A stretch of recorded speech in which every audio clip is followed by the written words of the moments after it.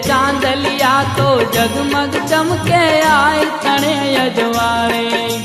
दिव्य अलौकिक हो दिव्य अलौकिक ओजस आपी अवनी ने यजवाळती।